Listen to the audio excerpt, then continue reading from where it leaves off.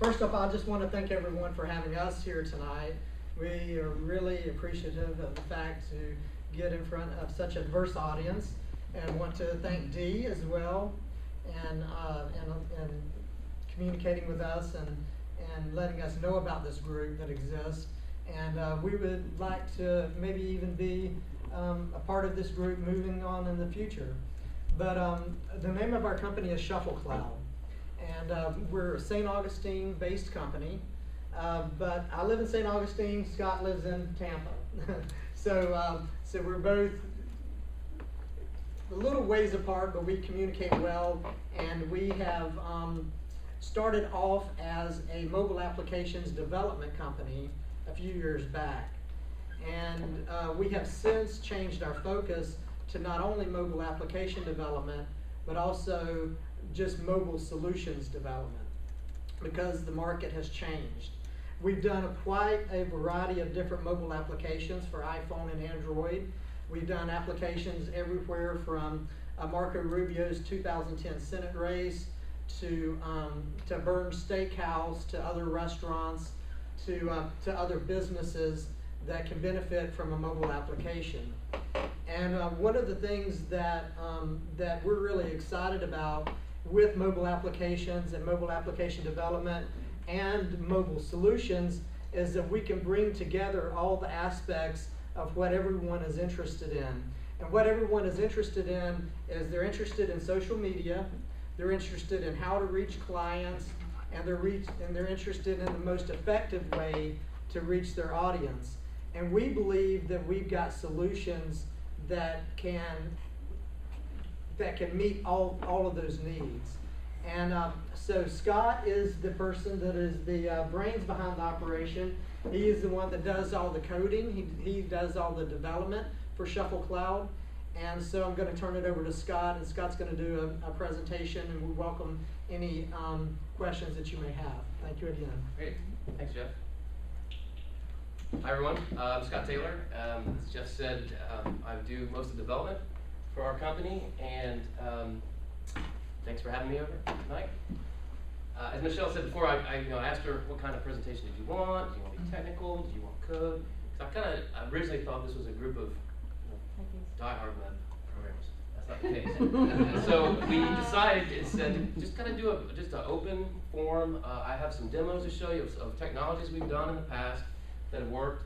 We're calling this current and future technology is the best name I could come up with.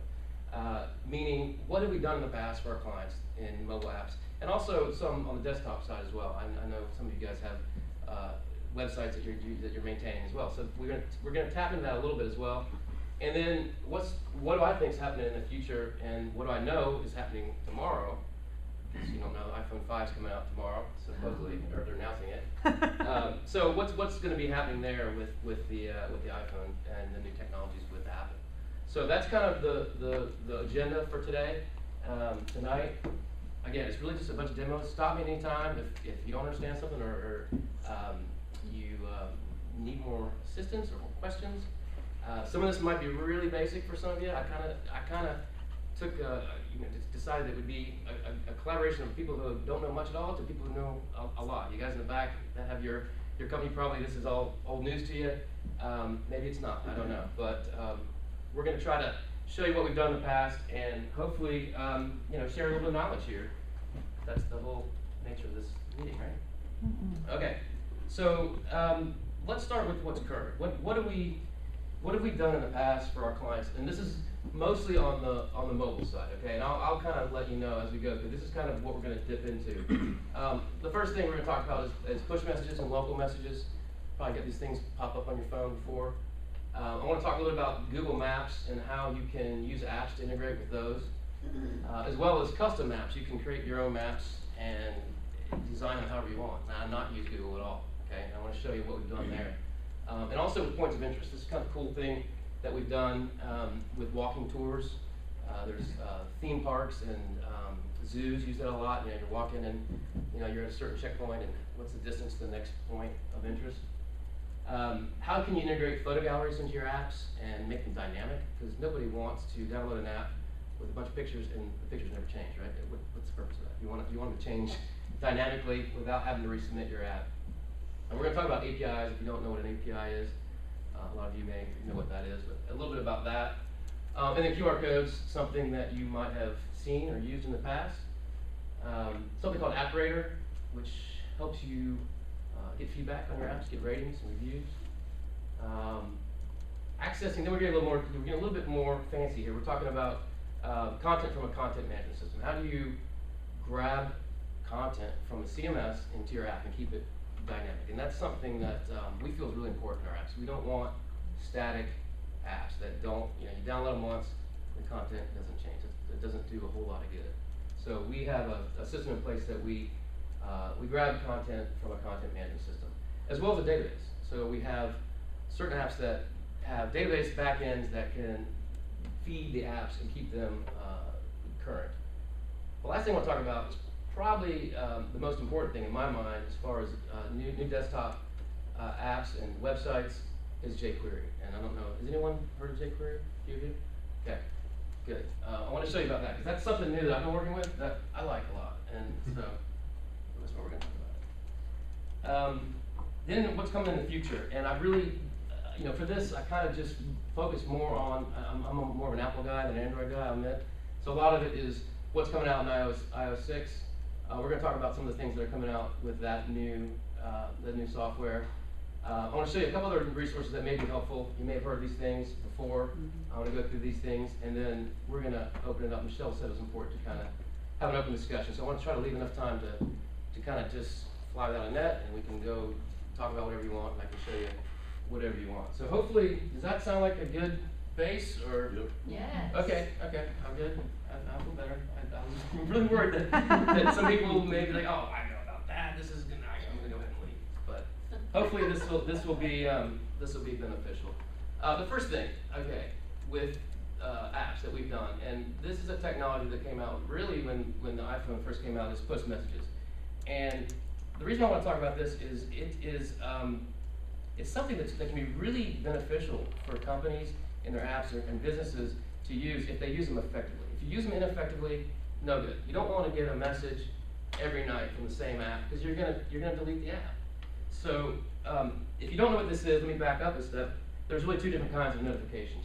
There's your typical push notification, which some of you have iPhones or Androids, you'll see these things.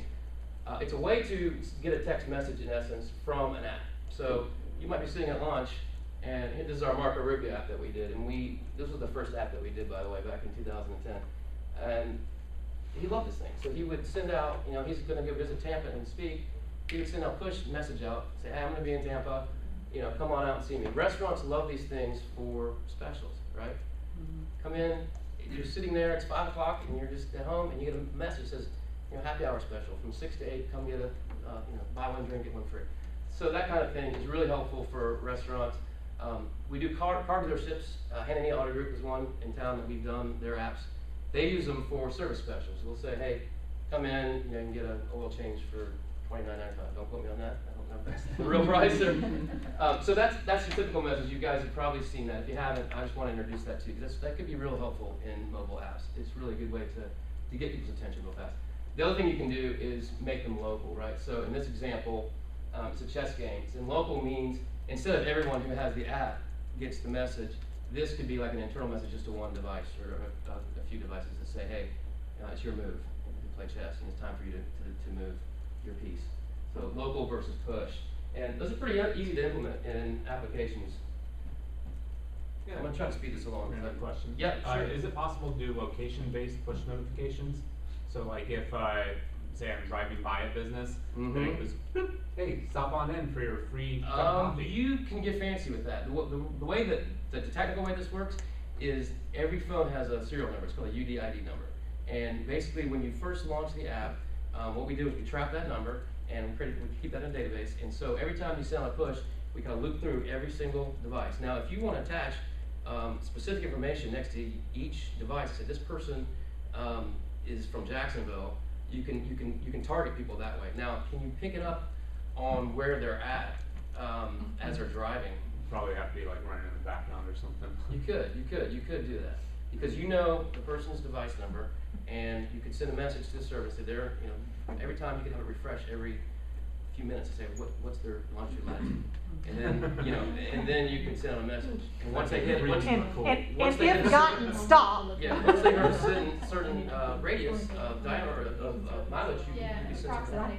proximity. Right. That's the word. Yeah, okay, right. So I think you could. I haven't done that. That's a good idea. Would you just sign up for this? I mean, it wouldn't be something that just automatically appears. Push messages are. Are When you you agree download with an that? app, you get a message that says, "Do you want to subscribe to this or You not?" opt into Yeah. it. You opt in. You can. And to opt out is not as easy as opting in. Opting out, you got to go into your settings and turn it off. But you can't turn it off, and you can say no, and you'll never get them. Okay, so that's some push messaging. Where's the food truck people tonight? They need to What's see that? us. So where's our food truck people tonight? They need to see Yeah, them. food truck. I thought Mike would be here. This is, I wanted to show you, in a lot of these, most of these slides, I'm going to flip out to the app itself and show you kind of dynamically what is going on. I'm not sure if I have enough time to do all that now I'm thinking about it, but what I want to talk about here was Google has spent a lot of time and money developing an awesome mapping system, right? We've all used them for directions. Well, applications can tie into that. And you tie into it as a developer through something called an API. We're going to get to that. I'm going to talk about that in a little bit. But basically, an API is just a gateway to say, hey, I want to use your map, Google, and I want to customize a little bit, and I want to put a little custom icon, and you can tweak the map internally yourself. It's great for restaurants to show how to get somewhere where they're located. It's good for really any business to say, hey, this is where our store is. In this example, we're doing stuff with food trucks where we're dynamically, kind of what you're talking about, we're dynamically allowing food trucks to say, because they move around all day long, right? And so they're able to, through an app, they're able to just push a button and say, mark where I'm at right here, and we track the longitude and latitude, and we display a little marker on the Google map where they're at. And they can set a timer and say, okay, in 10 minutes, delete it from the map. I'm going to be gone. The truck's going to move. So that is pretty cool stuff with Google. You can customize the look and feel of the map to a certain degree. Okay, you can't. I mean, you're going to get their inherent kind of map. You can change it to satellite view. You can change it to street view. You can do that kind of stuff, but you can't customize it totally in the way. And what I mean by that, if I go to the next slide, what we did for an app for Shivers and All. It's a ghost tour here in town. I don't know if you guys have probably all done that. It's in Augustine, not here in Jacksonville. If you look at the difference, this map is not a Google map. We actually had a graphic designer make a map of his own. We put a logo, and it's one of those maps that has a little blue ball and tells you where you are here. With this kind of map, you can totally change the graphics and make it look custom. You can even put little trigger points, and this will be something. Thanks. That's probably the easiest thing to do. Just create that with shrimp. Okay. I'm gonna fly out and just kind of show you this. Just closer to you. Yeah. Pardon the resolution here, but it is. This is my iPhone simulator. Did you see it? Can't really see what I'm doing here. Yeah. We can see it. Okay. The icon's way up here that I can get to, so we will not do that. I don't think we're gonna have time for it again. But the point I wanted to make was there are, on that custom map, we actually have little, we call them trigger points. So as you're walking, you're walking down the street, when you get to this point, it'll launch a video. This is a walking ghost tour that we developed. So as you walk down the street, you get to this certain point. I don't know if you can see this little ghost icon, but when you get to these points, it'll launch the next video in the sequence. So you can have content launch from these points of interest on your custom map. So you don't need the tour guide anymore. You don't need the tour guide. Don't need the tour guide. You can go at your own pace. You can stop, start. So it's kind of cool. Perfect for a pub crawl. Yeah. Hello, Right, I'm seeing right. something forming here. Okay. Right. I see a pub crawl. Ooh, I no. know. Ooh, she said.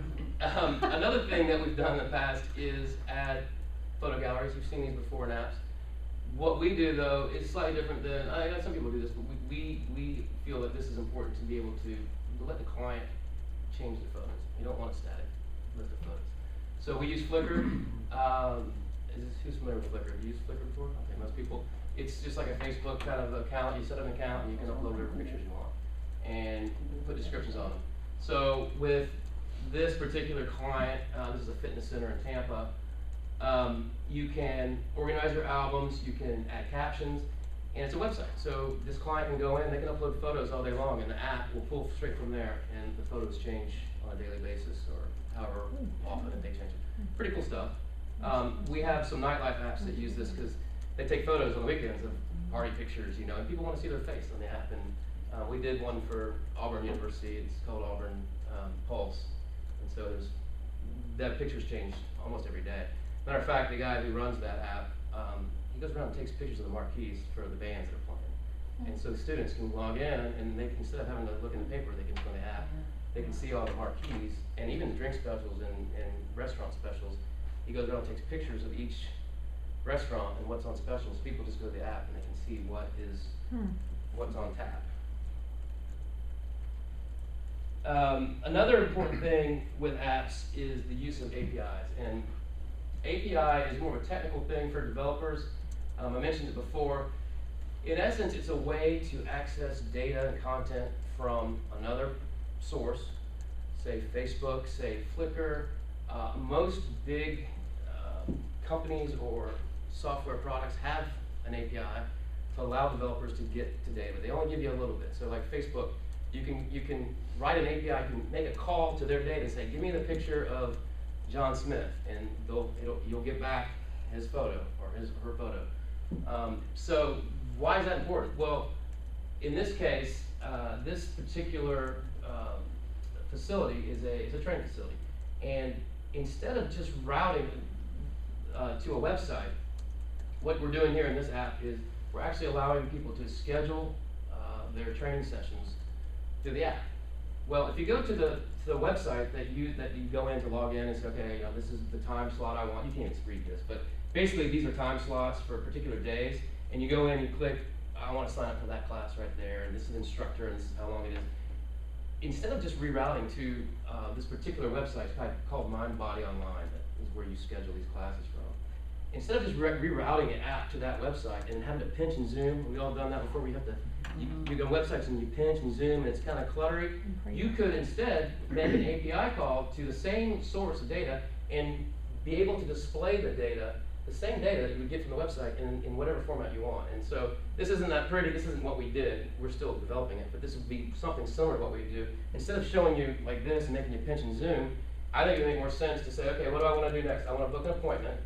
Okay, now I can scroll. These are controls that I'm familiar with on my phone versus, you know, having to pinch and zoom. So APIs give you a way to display data from other sources in a more familiar style that fits your theme of your app. You can customize it any way you want, and it's just getting a raw data back from the provider. Does that make sense to everyone? Yeah. Okay. Because if you're not a developer, sometimes it may be a little bit hard to understand. But if you ever see a really cool app that that's getting data from like Facebook or something, but it looks completely different than Facebook, they're using the Facebook API to re-display that data in their own theme, their own colors, and whatnot. So that is something that is really useful and can really make apps very useful as well. Is this helpful, guys? Is this good information? Mm-hmm. Yeah. It is good. Sometimes they get so caught up in paying attention that they look like you've lost them. Usually you have. I thought it was just the wine, but Yeah. That's it. QR codes. I guess that most of you have used those or seen them. Yeah. Okay, so those are cool things too. And Jeff and I got really excited about these when they first came out. We thought this was going to be the greatest thing ever. They're pretty cool. Let's be honest. I mean, they work well. Basically, if you don't know what they are, you can go to a website and register your own URL, a number, contact information, and it generates for free a little code, barcode, and on your apps you can scan them and it either pops up a number or it pre-populates a text message or a SMS email. So very cool thing. If you don't know, there's plenty of websites to generate these things. If you don't know, this is one that I've used before to generate these codes. You can print them out, stick them on your business, on your window of your business, and have people use their phones to decode those things. They've got the best rating. Pardon me? They got the best rating, that website they use. Really? Like, yeah, I just they've Googled got that as really personal good development. rating. That's one I've been using ever since. They all do the same thing. Yeah. what Jeff and I did differently in some of our apps is we actually embed a scanner in some of our apps. We did the Jacksonville landing, and they have tons of restaurants in there, and so they thought it was important. Instead of, while you're in the app, as you're walking around the landing, they didn't want you to have to leave that app, go open your other QR scanner, and then scan the barcode. So we embedded we made our own QR scanner in their app, so you don't have to leave their app to do it. It does the same thing. It still scans the barcodes, but it's inside their app. Does anybody use QR codes for their businesses? I do. You got your business card? Yeah, we got it on the account. I've seen Nice. people, I saw on Google, this bald guy had one tattooed on the back of his head. It was for Facebook, his Facebook profile. So as he's walking around, you're going to stop this guy. Really? A little hard up. Apparator is a free application rater. You've all probably seen or been to iTunes and had to rate apps or wanted to rate apps. This is something that you can install in your apps that you can set your own, you can customize it when these little reminders come up. You can say every day, which is not recommended, every 30 days, every 10 times they open the app, you can set these parameters, and this little thing will come up and ask you to rate the app. So you get some ratings on iTunes, which may be good, may be bad on your, depends on if it's a good app or not. We like to use these things because it does help boost a little bit more traffic. You get, the more ratings you get, the more credibility you get for your apps, even if they're bad reviews. I do that all the time. I don't know if you guys. I'm looking at apps. If I only got one review, I think, there must be not many downloads there. But if there's 1,000 reviews, that must be a really popular app, even if there's only 1 star, right?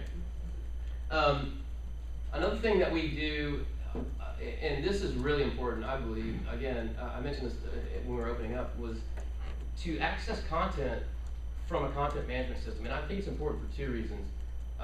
For those who don't know what a CMS is, it's a tool that you can use, such as WordPress, Joomla. These are all our CMS systems, and it allows 2 things. Again, one is it keeps your content dynamic instead of static. And again, I really feel that's important for apps. You don't want a static app, or I don't believe you do. I think as a business owner, that's just, people are going to get tired of your app real fast. You want to keep it just like a website, right? You guys are SEO experts. You know that keeping your content fresh is king. So same thing for apps. And the way that we do that, we let our clients log in. So we create a WordPress account for them. It's hosted on our server. They go in, and their heart's content. They can change the content. And let's see what time it is. I can show you. Maybe when we have time, I can show you how this works, like without a net in real time. But you get the idea. Basically, in this example, we did the Jacksonville Sharks arena football team app, and they thought it would be cool to let people with the app ask the coach a question through the app. So they'll submit it through the app. They submit a question, a fan will, and the coach will answer it through WordPress, and it'll show up in the app. Nice. Something fun, something easy, but something fun. Good engagement. Is it administered? Is what administered? The WordPress? The questions which come in. Oh yeah. They look, they review them and say, that's some people. Honestly, I've looked at some of them. Not so nice. What's wrong with you, Friday night, coach? Yeah. So hopefully you guys are kind of reading it. I'm kind of skipping around. I'm not really going line by No, line. I'm that's not fine. a fan of giving presentations and reading what's on here because I Yeah. don't think that helps anybody. Advantages, I kind of mentioned these. You get real-time updates. Another big benefit, WordPress, for those of you who've seen it and played with it, or Joomla, it's a WYSIWYG editor, right? You can bold, you can highlight. It's very simple to use. The Coach Moss can use it. So on the Jacksonville. No, I don't know. I like Jacksonville. If any coach could use Any it. coach. Oh. What you see is what you get. Disadvantages. The only one I could think of is you need internet access. You always have that internet connection to pull up. It's just not a website. So if you're at Mars or something, you're not going to be able to see what Coach Moss has to say. Another way to get content or keep it dynamic is through a database. And some of you may say, well, what's the difference between that and the content management system? Well, they're really one and the same. They're both a source of data. In this particular example, we're pulling from a MySQL database. It's a, you know what a database is? It's a place to store your data. Content management system has this nice WYSIWYG wrapped around a database to let you manipulate and do bold and whatnot. If you want to organize your data a little bit better, I recommend a database. And the reason why I say that is something like this. This is for a brew pub, a gastropub. You guys may have gone there before. It's called Kickbacks. It's around, it's actually not too far It's from in the here. Riverside area. Yeah. So we did their app, A and place where you can't get through with your car. they have over 80 beers on tap, and they change them almost every day. And so they use the app really well for two things. Number one, they use it to keep their beer list fresh. And so this is just one example. There's a list. The page before this one on the app is all the beers, and you click on it, and the page flips, and it shows you the price, the size, description, and they have access to the database. They go in and change these descriptions all day long. They add beers, they change them out. I don't have to be involved. They don't have to call me and say, hey, Scott, add this beer, change the price. They do it themselves, and they do it very well. And then on top of that, they send out a push message that says, hey, by the way, we've got Wells banana beer on tap. Come on down. They've got about 10,000 downloads on this app. They're really kicking it, so to say. Now, can I order a beer from my table with that app? That's what I want to know. Well, if you want to pay more money for the app, yeah, we can integrate to your point of sales system, sure. I've actually seen that. There's a restaurant in Tampa, what's it called, Carmo Cafe, and you can sit, as you sit at a table, they have an iPad, you order what you want, and they bring it. And they don't really have a server, they bring your food. I have a Question, question. yeah. This one seems fairly simple. What price range are you looking at for developing that? To One develop like an app This that one. accesses a database like that? Yeah, simple, sort of simple like this. If it's just basic functionality, simple, less than $5,000, Okay, thanks. ballpark. It's funny because it's still, with pricing, Jeff and I found, we've gone up against other companies, and it's almost disgusting. I don't want to say disgusting, but the quotes that we hear of other companies, and I'm not saying we're the cheapest of cheap, but some people charge ask 50 grand for something like this. It's still a wild west. People don't really have a good base for what an app should cost. God love a free market. Yeah. Yeah, and going back to price, there's going to be some clients that are not going to need a lot of resource and support. They're going to have people that are experienced in WordPress and being able to do the content management system themselves. And then there's going to be some clients that aren't that experienced. And so what we do for clients that don't have that type of experience is we do a resource and support fee if we have to go in and give them frequent resource and support. And then of course there's other changes that they may want to make to the app, and we usually charge an hourly rate for those types of changes. Good, Yeah. thank you. But I think that's relatively inexpensive for a presence in the iTunes store, in the Android marketplace. That's not a bad price, I don't think. Okay, so I think I went through that, the database access. Here's another example, just another example of accessing data. Not only can you display data, obviously in a list format, but you can display data from a database and charts and pie charts. And this app is really very different. This is probably the most unique app that we did. It's a vitamin D calculator for kids. So you go in, you type in your kid's profile, and I'll have to show it to you if we have time, but you go through each meal and you pick out, this kid had milk, he had 2 cups, he had collard greens, ice cream, and then the cool part is you say, it tracks what zip code you're in. So you put in your zip code, and you say how many minutes you were in the sunlight without sunscreen. And we go out and I access a data feed, a UV index feed for that day, for that zip code, and then they got this calculation. I didn't come up with it, but the client that had the calculation will tell you exactly, sun exposure 69, that's where you get most of your vitamin D. I didn't know that, but that's really where you get most of it. And so it factors that in, and then at the end of the day, you can see that your kid's okay with vitamin D. And just FYI, we added a new module to this for calcium as well, so it tracks calcium as well, which should be important. Okay, so jQuery, and I mentioned this starting out. I think this is pretty exciting. I had a hand count. Who's used it before? Okay, how extensive? Like a lot, or just playing around a little bit, or attempting to learn it. Okay. It's a new language for those of you who don't know. fairly new, that's really accessing it's a library, a JavaScript library that helps coding websites and inherently mobile apps. It simplifies it dramatically, and it's a tool. It's open source. You're free to use. It's very quick to snap together a website. And I want to spend the demo time that we have more on this. If you want, I'll ask you. But I think this is really slick. It provides UI widgets that are already built in, and for those of you who did websites 5-10 years ago, like me, building a tab hierarchy in Metaphor was tough. You know, you had to kind of have a graphic person design your tabs, and you had to trap a rollover event in JavaScript on each little thing, and this does it for you in like 2 lines of code. Same thing with the calendar control, slider control, you know, radio buttons. It has the whole gamut of UI components, as well as other effects, transitions, smooth effect. You can do animations with this. It's really cool. So that's what you can do on your own. You can also use third-party widgets that other people have spent hours and days developing to help you out with menu controls or tabs or what have you. Keeps your apps and your websites consistent. And one of the really cool things that I just found the other day was this theme roller. Have you guys used theme roller in the back for jQuery? It allows your client, or I let my client do it. She was savvy enough to figure this out. It's basically, and I want to show you.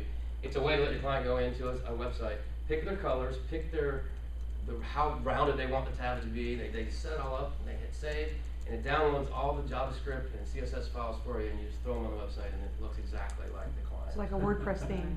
Like a WordPress theme, but they get designed themselves. And if you want to look at that, I can show you. So it is slick, and I want to show you the website regardless. I just did this a few days ago, and when we get to it, I'll show you how that works. So that's the current stuff that I think is important. And there's a lot more. I just kind of picked out some things I thought might be helpful.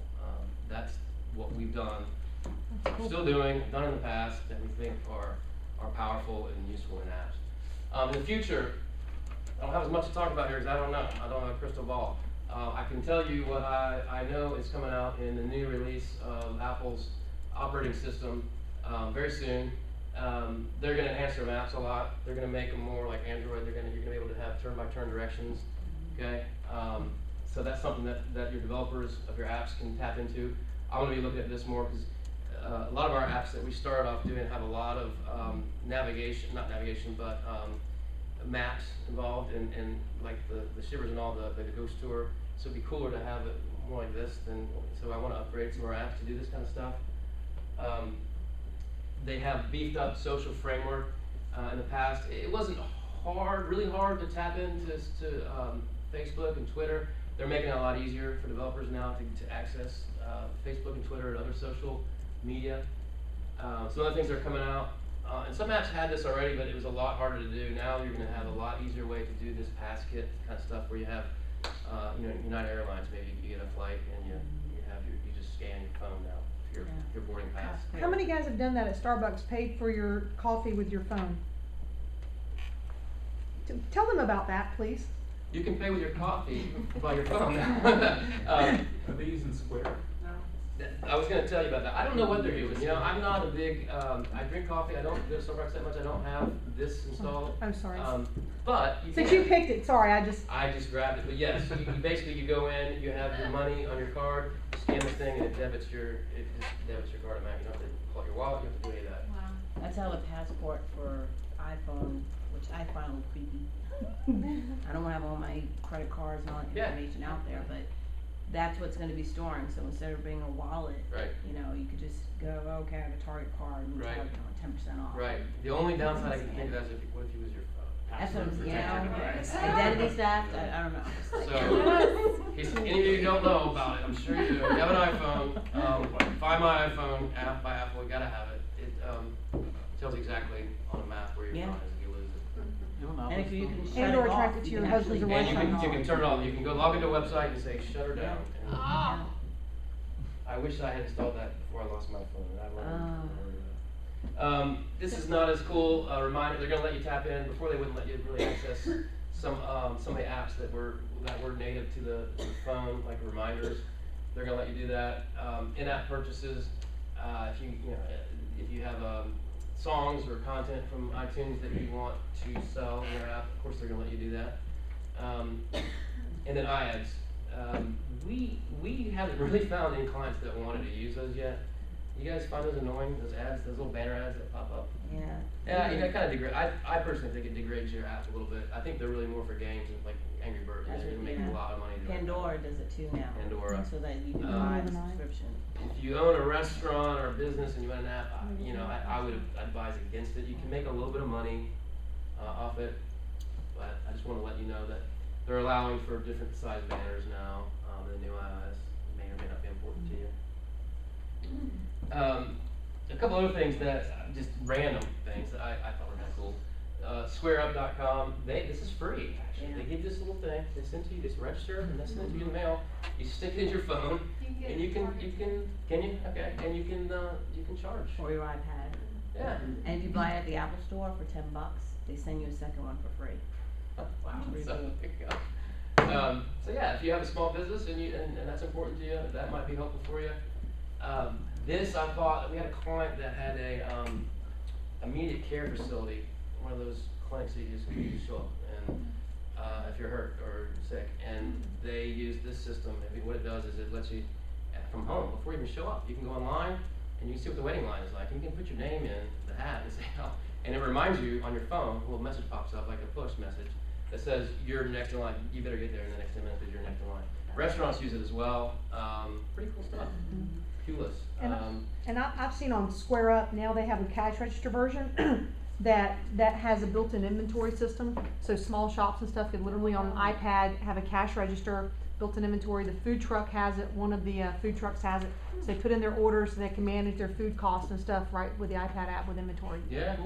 Cool. Free. Yeah. Plus you get less percentage too. Yeah. Because when you're using credit cards as a small business, it eats into your profit. And sometimes they charge a monthly fee, an annual fee, plus a higher percentage. That only charges 2.75%. Wow. Yeah. Bank of America just launched theirs though, and they're undercutting Square. I just moved to Bank of America because they're undercutting Square, so I'm kind of a little bit unsure as to okay, yeah, what the future of Square is, because who's going to win, Bank of America or Square? Right. I haven't. I got one. I haven't used it. But it's coming everywhere. Intuit has it. Payless has it. Physical presence, and you're not going to be scanning cards. You just want people to enter that information online. Can you use Square for that? I don't know. I haven't looked at it that hard. I have a feeling that You can't yet. it's not. It's No, just as a swipeable. merchant service for Yeah. a website, you can't use Square for that. It has to be. Oh, yeah. that's Swipe what they're only. going for. I hope they update it to that Yeah. because I have a lot of Yeah. e-commerce WordPress sites that I would love to use Square with. Yeah, I would Have too. you used Stripe? I mean, Stripe is like an online version of Square. It's like a couple lines of code and then you bypass the whole merchant processing side. Wow. You basically put it on your website, it's 10 minutes install, Right, and the I money like just that, goes yeah. into an account and gets paid. Stripe. STRIPE. Yeah. It's getting huge funding now. Cool. So. I learned some stuff too. That's great. Okay. So how much time? Well, let's see. Your alarm didn't even go off Well, yet. I kind of skipped the demos because I wanted to kind of really. 20 minutes. Okay, So, thanks. 20 Good. minutes, yeah. You So- did great. so- So far, guys? So far, yeah. Let me give you a choice. Do you want to see some of the apps, some of those current things that I talked about as far as maps and things and the current apps, or do you want me to dive into jQuery, the WordPress, all the above? Show some apps. Maps, okay. Yeah, that vitamin D calculator. Vitamin D. Okay. Have you ever done a map that's like got a lot of data points? Because I noticed Google now splits it into different maps to try to have too many. You ever seen that? So once you get to a certain threshold, 200 or something like that, data points. Oh, it because creates all these two little bubbles maps. pop up and there's too Yeah. much to look at? Yeah, Is that what you're talking yeah. But your map could be huge. It could be the whole U.S., right? Mhm. If you spread 200 data points across the U.S., the map will only hold so many. Then they automatically create a second map for you, but it's a big pain, right? You know, you have two maps. And you could have 2 data points side by side and 2 maps. It's really a pain. Where would that come into play? Only thing I can think of, what industry would that be? Like housing, like all the I'm trying to do houses the like in restaurants in neighborhood. Jacksonville, right? There's 1,000 of them. Yeah, I that's can't true get them on too. a map. Yeah. I can get them on 5 maps, but that's. Yeah, I haven't come across that. Let's see. Where do we want to go? Let's pull up this thing here. And here's the vitamin D calculator. I'm gonna try it. I wish I could you see that okay? Not really, huh? Yeah, Yeah, that's The easy. problem is, What the happens if resolution you, on close the. it and relaunch it, There we then will go. it resize for these parameters? Or I'm trying to scratch this as much. if you open up your system preferences, you might be able to change these. This is the highest resolution I could get. There we go. How about that? Yeah. Okay. That's fine. So what you do is you log into this thing. You store your child's information. You actually select the skin type, which actually comes into play for the vitamin D, for the Yeah, those are- sun exposure, right? Yeah. So you factor that in. Skin type 2 is like light skin, and I don't know why it's not clicking. And then you go through for each meal and say, okay, for breakfast, I had, the kid had a cup of milk. And when I hit save, this is saved into a database, a MySQL database. So we actually are storing all information about each child in a database. And you go through and you do this every day, and vitamins as well. So Flintstone gummies, which these are actually have a lot of vitamin D in them. Okay, and then the sun exposure is probably the main thing. You say, minutes in sunlight, kid was there for 5 minutes. And, okay, so that's been saved. And now you can go through and say, okay, what's my total? Basically, it sums up, I didn't go through, but for dairy, I had 100, it's not milligrams, it's some other unit. I'm not sure what the vitamin D units are. And then for sun, I had 2139 units, and what happened is that bumped me up into here, which is, as long as you're in the green, you've had enough vitamin D for the day. And then you can switch over to the pie chart view. It's international units. I guess. Yeah. Yeah, it's a scientific standard. And then it breaks down that same data into a pie chart. And so, I only entered dairy and sun, but you get the idea. That's awesome. And so we added calcium as well. So some things that have calcium in them are, I think tuna fish. So you get the idea. Oh, yeah. And you can even, much like Ask the Coach a question on the Jacksonville Sharks app, we have Ask the Expert on this. You can actually type in a question, to the gentleman who runs this app. Is he a doctor, Jeff? He's a local PhD. PhD. Yeah. So he answers the questions and posts them. If you click this, it tells you. It's much like the Ask the Coach. If I'm the one who enters the question in, does it send me a push notification back that my question's been answered, or does it just go to a different? We didn't integrate push with that. We could. Okay. I think we sent an email actually instead Okay. of push. It just says your question is answered. It's online. Okay. Yeah, it sends it through to an email. Yeah, I can't format. remember. We did this Okay. app a while ago. Yeah. It's very nice. Let's see. The other thing I wanted to show you. I want to show you this food truck thing. Just to show you how the dynamic maps work. This is that Auburn University. I went to Auburn, so that's why we chose this school. and I have a buddy that's still hanging out there. Yeah, he's been there 20 years. I graduated 20 years ago. He's still a big man on campus, but he's kind of helping me run this app.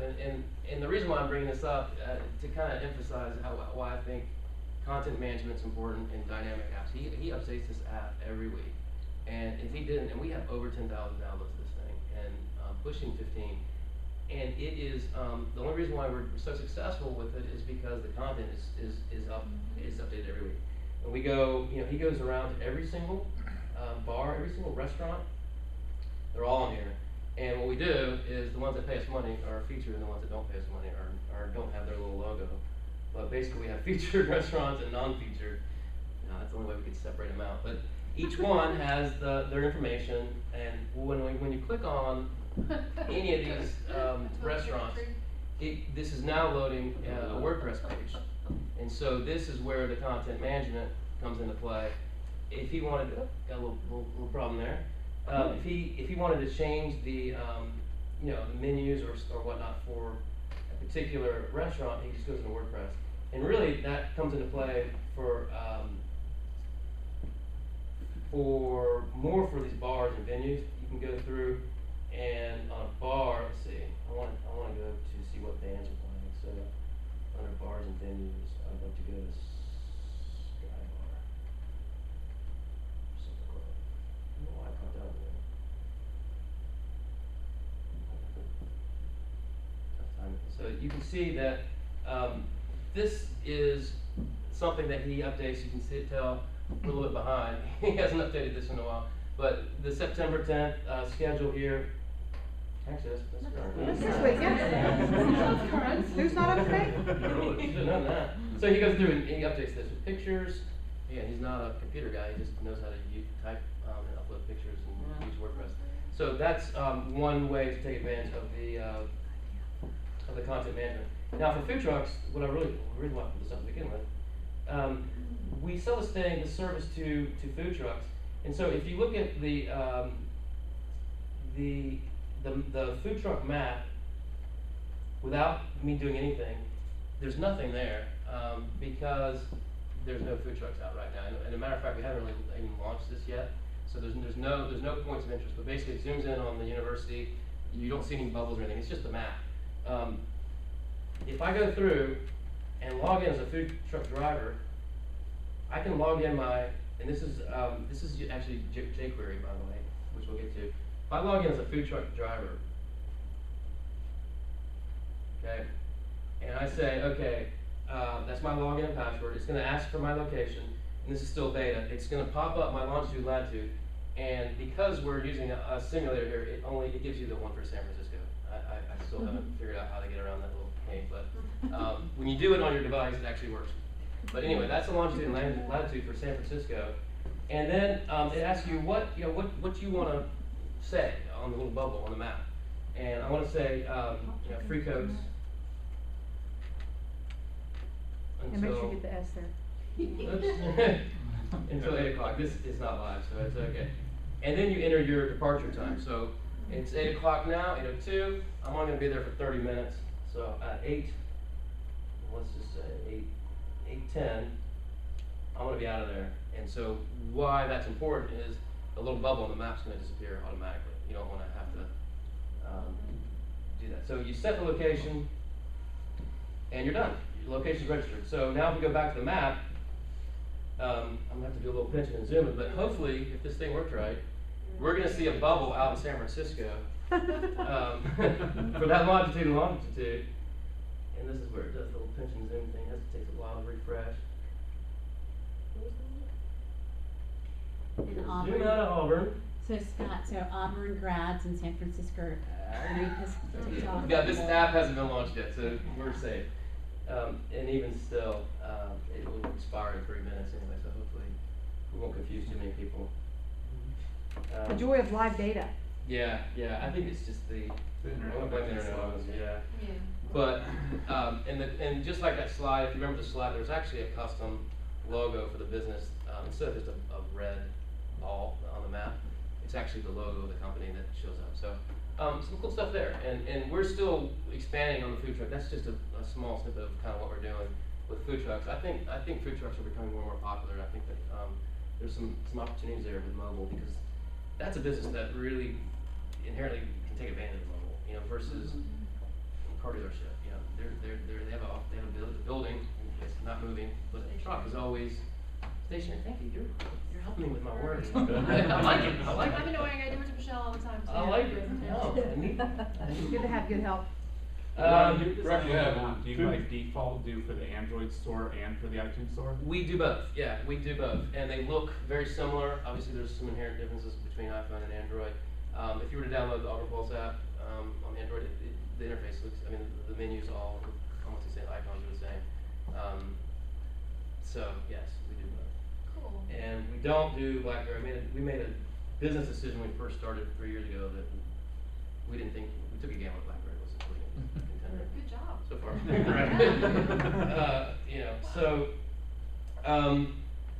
let's see. What else is cool? What kind of good does Android design in? Because iPhone is typically Objective-C, right? Yeah, it is Objective-C. What is Android? It's mainly JavaScript. Okay. Yeah. Well, it's based around. Yeah, just one other thing is, since Scott was on the subject with the food trucks, what have you, one of the things that's been successful too is for us to do mobile couponing within the applications. That's part of the app too. And that's been something that a lot of the businesses have wanted. Let me just show And that. instead of having clip out mobile coupons Real that they fast. bring in, they can bring in some mobile coupons. Let's do that. So under deals and specials, if I log in, These are some deals that are in the area. So far, there's only two restaurants that are using it, but basically, as a consumer of this app, I can go in and say, oh, there's 2 coupons. I can go, okay, I'm gonna get my $5 off at Beef O'Brady's. You click on that, and you say, okay, that's the address, that's the phone number, okay, I wanna redeem this deal. And of course, you're standing there buying your food, hopefully. And you get the little disclaimer, it says, are you sure you wanna do this? Yes or no. Basically, you show it to your server, and then you hit redeem, and it goes to the database, it redeems your deal. When you go back and refresh, the little thing is now moved. Cool. That coupon's expired. There's no way to get to it again. So we're kind of experimenting with that for couponing. That's pretty powerful because, you know, restaurants are hesitant now with coupons, and they've always been hesitant with print coupons and fraud and, you know, people using it night after night after night on really good deals. So yeah, that's and pretty instead of just cool. having a graphics, I mean, we first messed around with just a promo graphic here, and then you have your friend here. You know, I get to, and then it doesn't expire this way. Yeah. It's out. It's unique. And also, because it's coming from a database, if Beef O'Brady's decides not to run that coupon anymore, they can go to the database. If we have a login for them, they go to the database, they delete it, and Yeah, expire. and they can also have a way of keeping up with who's used coupons and who hasn't. And, you know, we can, do through the database. And so there's a lot of advantages to using mobile coupons now. Print media is not dead. There's still a role for print media, but there's a ever-growing role for this type of media, especially when it comes to consumer-based and direct-to-consumer advertising. It is. I use that for DSW. I have the coupon, I have my iPad, I said, here, can you scan it? She scanned it, I got my $10 Oh, off. she scans it, they don't click it. That's it. That works too. Mm-hmm. That's probably We've good. got those cool shoes. I think I have time for one more. So you were gonna do jQuery? That's what this is. You're looking at this going, what is this? Toddler boys, toddler. This is something I literally just started about a week ago, maybe a week and a half ago. I don't want to really explain the reason behind this, but I want to show you the functionality. Basically, it's a way to put together outfits for women, maternity, men, boys, girls, toddler boys, toddler girls. So this is using jQuery, and so what I want to do is show you, if when I click on tops, you choose your top, and it pops in, okay?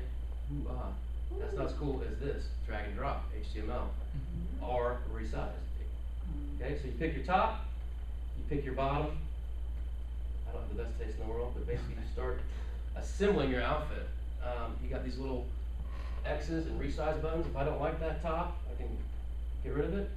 I can go to, oops, and of course I've done all the different, I've just done a few examples. There's only 2 tops to choose from. But you can see how that can be a catalog of all kinds of clothing. Then the ooh and ahs come when you got some accessories. You can choose your little hat. Yeah. And your shoes.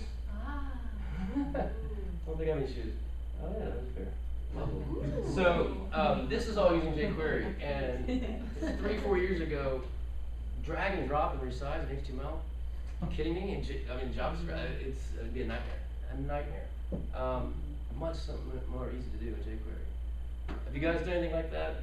Yeah. Okay. So I think this is cool. I think it's something that is as a developer much appreciated to be able to do stuff like this, and without being able to tell you behind the scenes, to do something like this is just a few lines of code to be able to move these shoes around and resize and all that kind of stuff. So that's just one small thing you can do with jQuery.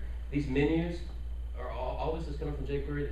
These menus, these rounded bars. And what I want to show you with jQuery is if I go to jQuery.com, jQuery UI. What I can do, I want to show you this theme roller thing. So I actually let the client, if I go back, I let her pick out, if you saw the tabs, its colors and that font, everything. She decided on the tab thing.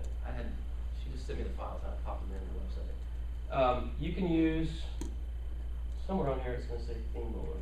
Just found this in today. It's all themes up at the top. Where's my theme roller? Theme framework. Theme gallery. Design a custom theme. It's getting closer. There it is. That's it. Okay, so you get this website, and it has every possible widget in jQuery. They got this accordion thing that pops up and down, these tabs, dialog boxes, this calendar control. So you can go in and let your client or yourself go in and say, okay, I don't like, I want the size, I want the font to be bigger. 4. I want the corners of the tabs to be much bigger. See, the font already increased. I'm gonna make them 10 pixels.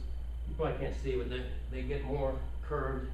And then you start messing around with colors. Maybe I want the color to be this awful green. Alright. It's kind of hard because I can't really scroll with this. But you get the idea. You can mess around with everything, and at the end of the day, there's my scroll, there's the green. So as they're resizing this thing and making it as ugly or as pretty as they want, all they're doing in the background for this, you know, CSS, they're creating cascading style sheets, and those are things that web developers used for the UI of their look of their website. And so at the end of the day, all they do is click a download button, and it downloads those files that were automatically generated, and you send it to the web developer, and they plug them into the website. And within minutes, you can completely change the look of the website using this. It's very sweet. jQuery has good cross-browser compatibility. Right? Yes, that's a huge Even advantage. IE. Yeah, as a matter of fact, I mean, you can, if you look at jQuery code, there's a few things that aren't as compatible with IE and other browsers. Like the transparent background thing. I don't know specific, yeah, maybe so. But you'll see if you look closely in style sheets where IE there's additional lines of code you gotta write for IE or other platforms. Safari, Mozilla, and Firefox are usually pretty good. They usually support most everything. You guys probably know about more of that than I do, but I think it's tremendously powerful. There's another product called Sencha. Have you guys messed with Sencha before? I've heard it's even cooler than this. I haven't. I got into this. I know this pretty well, so now I don't want to have to go and switch. But there's another product called Sencha, S-E-N-C-H-A, that's similar to this. That if you're just starting out into this, that might be one to look at instead. I've heard from other friends and colleagues that that's a lot of people use this. Yeah, a lot of yeah, it's pretty common. And so, you know, I just kind of stumbled upon this theme roller the other day, and I was like, well, I'll just tell her. I was doing the site for her, and I was like, well, let her pick the theme. She loved it. She's like, great. And she's like, I kind of want a slate blue and you know, I'm not sure what font, whatever. I was like, you play with it all day long. When you're done with it, send me the files, and I'll jam them in there. You know? So it is. It's pretty cool. And if you want to know more about jQuery, I would just say go to jQuery.com. I'm plugging the product, but yeah, you can learn a lot about it. And the UI part is probably something more that makes more sense to use. It's something you can see the visual components of the website, that, you know, tabs and whatnot. This jQuery Live, this is more like effects and fades and that kind of stuff. So that is a little bit about jQuery. Is there any other questions about that? I don't want to get show you code if you want. I can. Or questions about anything. Or anything. Yeah, I mean, I know we're kind of running a little bit out of time. I have a question on just your app development. So, what do you say like how much turnaround time you would take if somebody comes to you with a simple app or medium level app? Turnaround. It depends. For something that we've done before, restaurants, car dealerships, even sporting apps, we did a politician app. If it has what we call, what's in our basic framework of components, it's my alarm, right? Perfect. You know, your basic things that you see in apps all the time. The photo galleries, the RSS feeds, all the things that normally, the social media, about us, directions, all those kinds of things that you normally get. We generally can turn those around in between 2 and 3 weeks. And what we find that the lag is getting the graphics and the content from the client. I'm ready to go. What do you want this page to say? I don't know. I still got to talk to management about what we want to put on this page. You know, I'll get back to you next week. That's a challenge. Same thing with email. Just do it. Give it to me. I'll jam it in. Just, I'm ready. You know. So. How much are apps themselves using things like jQuery? You know, I'm starting to use it more and more. Like that order one, I use it there for the log in and log out of the food truck stuff. I haven't really taken a poll on that. I would hope and we expect more and more apps are starting to leverage that, because it makes sense to me. And just so you know, with jQuery, you can make your website so that it is, you don't even need that. You can have a website that is, and you mentioned that at one point you had somebody present about how you can resize your windows last to month. look like an app, but it's really a website. It's a mobile website. And jQuery is really good for that. You know, so it depends on what you're after. We like apps for clients who are trying to get more exposure. They want a presence. If you're not really, you know, you get more. I know in your iTunes you get more credibility. I got an app versus just having a website that's a mobile version. Go ahead. So what would you say is the most unusual app someone has asked you to develop, whether you developed it or not, that you can talk about in public? Okay, it ranges from something I can't tell you over because we might be doing it, but it requires us. We're going to China. We're having an actual piece of hardware developed specifically for this app to plug into your phone, all the way down to someone who thought it'd be a great idea. As a matter of fact, he said, "I'll take you to lunch. I'll give you $100 if you don't think this is a good idea." I said, "Okay." Put his $100 on the table. And I don't think it's a great idea. You guys might think it's brilliant. Do you remember Mad Libs, that game where you you film Mad Libs on an app? Perfect. Yeah. That's what he thought would be $1 million. And I gotta tell you, I think it's a novelty thing. You might get a few downloads, you know, because all kids, you know, you type in. You probably thought that about Angry Birds. Yeah. So everything from Mad Libs to, you know, apps that require their own hardware design for them to work are the range. Yeah, we're working on one app right now that requires an external hardware device, and so we're getting involved in some more larger scope,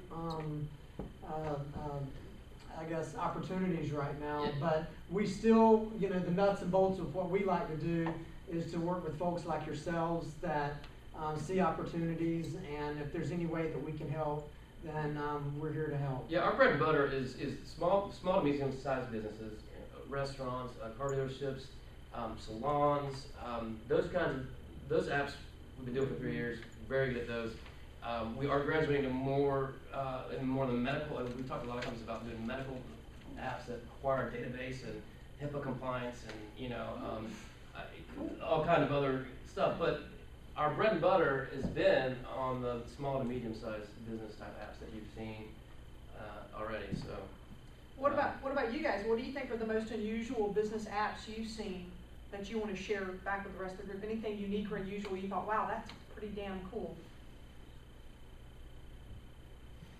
I love lynda.com app. I don't know if you guys are familiar with lynda.com. Love lynda.com. And it's not what you think it is. It sounds like one of those sketchy sites. No, I love it. Lynda.com is basically, if you want to learn something on your computer, you can go and watch video tutorials there. And it's absolutely phenomenal. Their app is great because it has their entire database of all the videos ready, resized for your phone. You just hit play and boom, and then it can go on to the next chapter. You can have it play the whole chapter in a row. I love lynda.com. They have some good modules on jQuery on lynda.com, by the way. That's where I learned a lot about some of this stuff off that. So, cool. I agree. I love that. Can you guys see how maybe you could use mobile? I know that you already know like 18 ways from tonight you could use mobile apps. So the food and wine people always know how they could use a mobile app. Oh, yeah. Am I drunk enough to drink this wine? And you know, but what about the other businesses? Have you guys thought of some ideas, ways you could use mobile apps for the kind of business you're already in? I do want to add on to that. Sure, absolutely. Speaking of wine, we do have a client, and it's Burns Steakhouse in Tampa, who we're developing a wine list. As you sit down at their restaurant, you can, we're using jQuery, and you can look through your iPad and filter the wines, because the wine list is just there. You know, you flip. This way you can type in, you can sort by region. Yeah. We're finding more and more restaurants want to move away from traditional menus and want to move toward these more dynamic applications, because it's not only more cost effective, but also they can change it at any given moment. That's the big. It's been about $300 a month just reputting their menus. Yeah. And it's targeted. Have you linked any of the wine? Find out. I think one of the things I find in restaurants, people aren't comfortable with wine, and they can pay like $60 or $80 a bottle, and they don't really know if it's worth $5 or $100. So without having to go through the thing and search for it, to be connected to Wine Spectator or something like that, have you done that so they can, in the restaurant, at least get an external rating that gives them a confidence level? We haven't done that yet, have we, Scott? I mean, we were heavily involved in what they were doing with Wine Fest down in Tampa and that type of thing, but not any type of rating system, no. No, we were thinking about adding a rating system to some of our gastropub apps where you can rate the beer. It's a similar thing. Mm-hmm. Rate the beers, you know. And do a kind of around the world where you drink a beer from each you know, country. rate this one. That type of thing.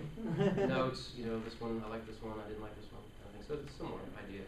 It's possible. It's possible we Definitely can do that, yeah. Well, if you guys don't have an idea for an app, I will tell you one that I saw last weekend. My cousin works for a construction firm, and so they don't have to now send a supervisor to a site if there's a problem. They take a picture, they write on the picture the problem, and then they can Skype and hold that. And they've written an app that integrates Skype, so they hold it up for the supervisor and go, dude, this was supposed to be a 4-foot wide opening, it's 3'8". How do we fix it? What can we do on site to fix this? And actually saving a supervisor just driving time, but coming out, and they've integrated somehow their quote app and Skype and the ability to do that. And that, I mean, I was standing there going, oh, your company does this? Like, you guys have hard hats and goggles. Yeah. The hell? What? You know, and so I just, the more this stuff happens, my mind just, you know, freaks out, and I'm just like, oh, this is really cool. So, Yeah. More questions, more input.